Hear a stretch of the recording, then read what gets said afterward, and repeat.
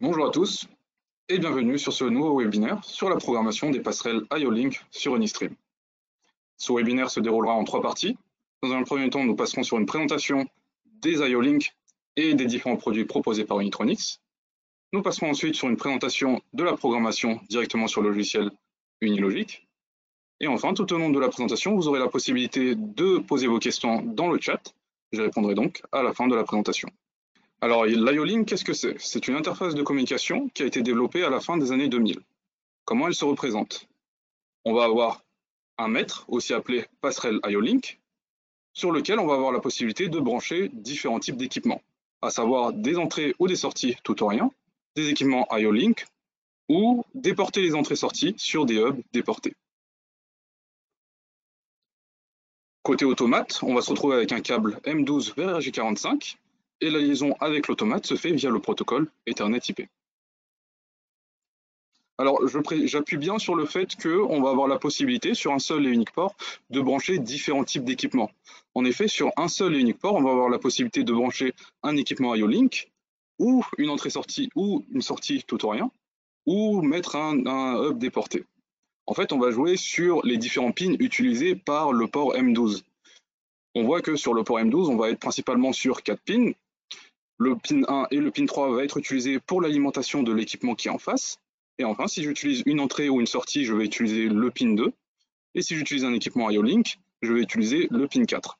Ce qui fait que je vais vraiment avoir un seul et unique câble pour brancher tous mes équipements. Alors au final, ça présente vraiment beaucoup d'avantages. On va se retrouver avec une facilité de câblage, vu qu'on est sur des ports M12 ou M8, on va juste se retrouver à visser ou dévisser sans avoir besoin d'un tournevis. On va avoir une maintenance simplifiée, parce que du coup, on n'a pas besoin de personnel qualifié pour brancher nos fils. On ne va pas se retrouver devant des borniers avec des fils à nu. Une configuration simplifiée, on va vraiment avoir la possibilité de dire tel port est utilisé pour une entrée ou une sortie ou un capteur IO-Link. Un diagnostic avancé, on va vraiment avoir l'état de notre entrée ou de notre sortie, enfin l'état de notre port en général via les LED qui sont présents sur la passerelle. Et enfin, on est sur une communication à haute vitesse, que ce soit entre la passerelle et les différents équipements, ou la passerelle et l'automate, vu qu'on utilise le protocole Ethernet IP, qui tourne déjà de base à des cadences très rapides. Alors au niveau des différents équipements proposés par Unitronics, nous vous proposons des passerelles. C'est sur ces passerelles que vous allez raccorder vos équipements tout ou rien, vos équipements IO-Link ou encore vos hubs. On va avoir trois types de passerelles à disposition à l'heure actuelle. Une passerelle 4 ports en classe A, une passerelle 8 ports en classe A, une passerelle 8 ports qui propose 4 ports en classe A ou 4 ports en classe B, où du coup on ne va pas avoir la possibilité de raccorder des entrées-sorties tout ou rien sur les 4 ports de classe B, mais la classe B en fait a une pin en plus qui permet d'alimenter des équipements IO-Link un peu plus puissants, qui demandent un peu plus de puissance. Nous proposons aussi les hubs pour raccorder les entrées-sorties déportées. Nous proposons des hubs 8 ports en connexion M8. Alors sur le hub 8 ports en connexion M8, on va utiliser seulement le pin 2. Donc on va vraiment avoir seulement 8 ports où on va configurer le port en entrée ou en sortie. Par contre, sur les deux derniers hubs proposés, on va avoir la possibilité de configurer le pin 2 et le pin 4, ce qui fait que par port, on va avoir trois possibilités, c'est-à-dire deux entrées ou deux sorties, ou une entrée et une sortie en simultané par port. Alors, les deux derniers hubs sont essentiellement les mêmes. La différence entre le second et le troisième, c'est que sur le troisième, on va devoir raccorder une alimentation auxiliaire. Mais l'avantage de ça, c'est que sur le second, on va être limité seulement à 0,5 A par sortie pin. Mais sur le troisième, qui a l'alimentation auxiliaire, on va avoir la possibilité de monter jusqu'à 2 A par sortie pin. Alors, dans la globalité, on va avoir la possibilité de raccorder jusqu'à 8 passerelles IO-Link sur l'ensemble de nos gammes Unistream, excepté les modèles B3 qui, eux, seront limités à une seule et unique passerelle. Vu que entre passerelle et entre l'automate, nous sommes sur une connexion Ethernet en M12 ou en RJ45, on va avoir la possibilité d'espacer les différentes passerelles à 100 mètres maximum. On va toujours avoir la possibilité sur nos passerelles de brancher nos différentes entrées-sorties tout ou rien. nos hubs pour déporter nos entrées-sorties tout retouriens ou nos équipements IO-Link. Et enfin, les câbles M8 et M12 nous limitent à 20 mètres entre nos différents équipements en sortie de passerelle. Alors maintenant, qu'est-ce que c'est un équipement IO-Link? Un équipement IO-Link, ça va être un équipement où on va avoir la possibilité de récupérer plus qu'une seule et unique information. On va avoir par exemple un exemple avec un capteur de présence d'huile. Sur un capteur de présence d'huile normal, on va juste avoir la possibilité de savoir s'il y a de l'huile ou non. Là, sur un capteur de présence d'huile IO-Link, on va avoir la possibilité, avec un seul et unique câble, de savoir si on a de l'huile, le niveau de l'huile et aussi la température de l'huile. Alors, idem avec les barres de LED, hein, c'est un autre exemple. Par exemple, sur une verrine classique, on va devoir utiliser une sortie pour la verrine rouge, une sortie pour la verrine vert et une sortie pour la verrine jaune. Dans le cas d'une barre de LED ou d'une verrine pilotée par IO-Link, on va avoir la possibilité avec un seul et unique câble de contrôler le nombre de LED ou le nombre de lumières allumées, la couleur des différentes LED ou lumières, et aussi on va pouvoir faire des opérations un peu plus poussées, telles que faire clignoter les LED ou les lumières. Alors, le mapping de ces différentes informations se fait à travers un fichier IODD, c'est-à-dire que le fabricant de l'équipement IO-Link va vous fournir un fichier OIDD que vous aurez la possibilité d'importer directement dans Unilogic. Donc ça sera Unilogic qui se chargera de faire le mapping et l'attribution des entrées-sorties automatiquement, directement dans l'automate. Nous allons maintenant passer à une démonstration sur la configuration des passerelles IO-Link directement sur Unilogic. Et nous nous retrouvons maintenant sur une application vierge d'Unilogic. Alors pour configurer du coup les passerelles IO-Link, on va aller dans la configuration matérielle et on va avoir une section IO-Link Remote IO. Sur la droite, on va avoir la possibilité de choisir la passerelle qu'on a sous la main. Là actuellement, j'ai sous la main une passerelle 8 ports en classe A.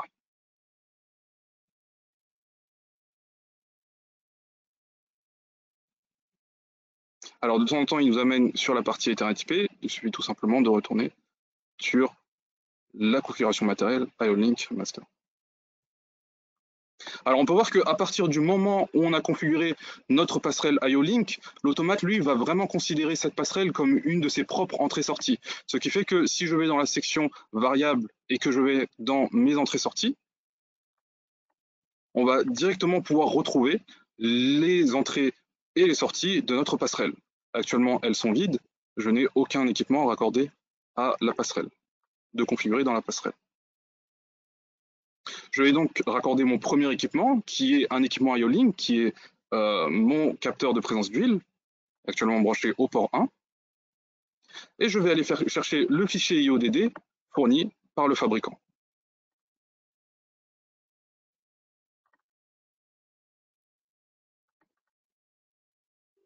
Lorsque j'importe le fichier IODD, on peut voir qu'il me propose l'ensemble des équipements qui sont disponibles dans ce fichier.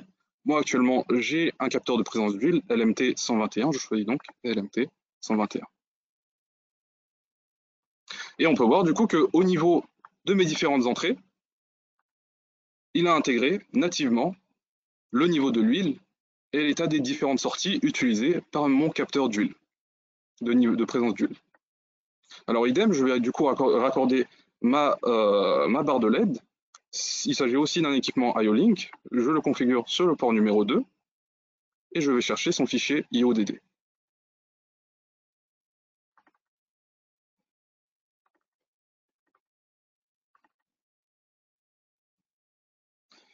Alors, je vais utiliser ma barre de LED en mode LED, vu que je veux afficher s'il n'y a pas d'huile, je vais afficher du vert. S'il y a une présence d'huile, je vais afficher du rouge. Alors cette fois, vu qu'il s'agit d'une sortie, on peut voir que dans la partie output de mon fichier ma sortie IO-Link, je vais avoir la possibilité de configurer presque individuellement l'état de mes LED.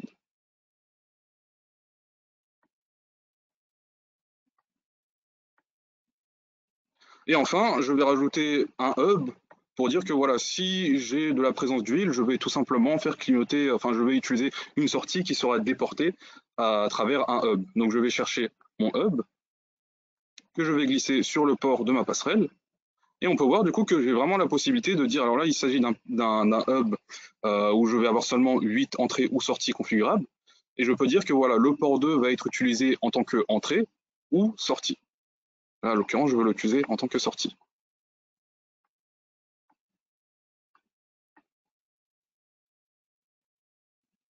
Alors, au niveau de la communication, on peut voir que la passerelle en elle-même a une adresse IP par défaut qui est 192.168.1.200. À savoir que les passerelles communiquent avec l'automate avec l'adresse IP CPU. Donc, pour configurer l'adresse IP de l'automate, on s'en va dans la partie communication automate, physique, et puis Ethernet CPU. Je vais donc placer mon automate sur le même réseau que ma passerelle IO-Link.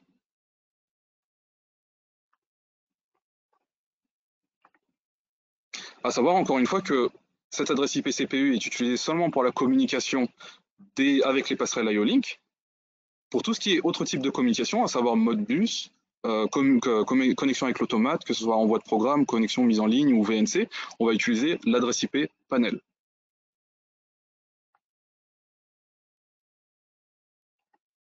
Je peux maintenant aller dans le ladder et je vais faire un programme assez simple, disant si mon capteur détecte de l'huile, je vais donc chercher l'entrée de mon capteur, IO-Link input level. S'il détecte de l'huile, on va dire 10, s'il détecte 10% d'huile par exemple, je vais aller stocker, je vais dire à mes LED de s'allumer en rouge. Encore une fois, ça, ce sont des informations qui sont retrouvables directement dans la documentation du constructeur, de l'équipement IO-Link.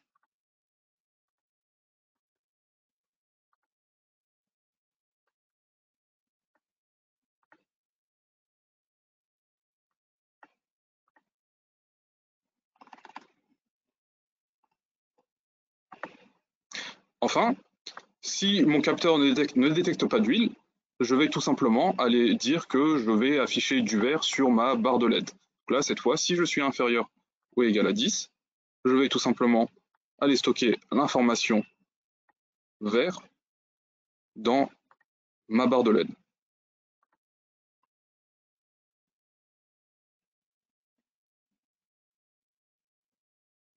Et enfin, on pourrait dire que pour piloter notre sortie utilisée par le hub, encore une fois, hein, l'automate le considère vraiment comme une de ses propres entrées-sorties.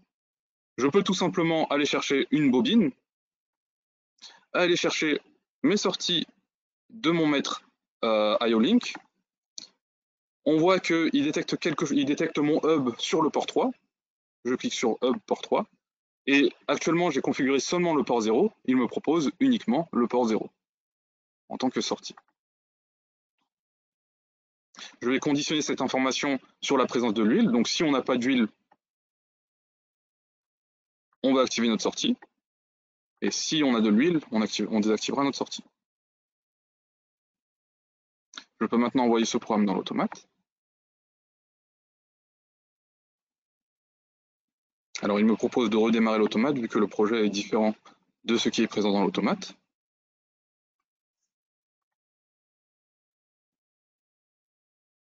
Et là du coup on peut voir que actuellement le capteur ne détecte pas d'huile, ma barre de LED est donc allumée en vert.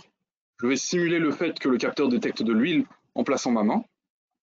On peut voir notamment que la LED du port 1 de mon hub est actuellement allumée en vert, vu que je ne détecte pas d'huile. Je vais simuler la présence de l'huile en plaçant ma main sur le capteur, et on peut voir que la partie rouge du capteur s'allume.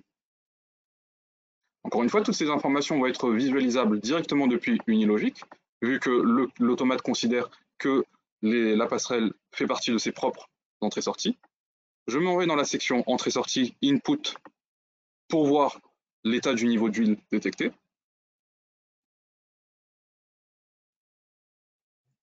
Et je peux voir l'attribution des sorties directement dans la partie entrée-sortie IO-Link Master Output.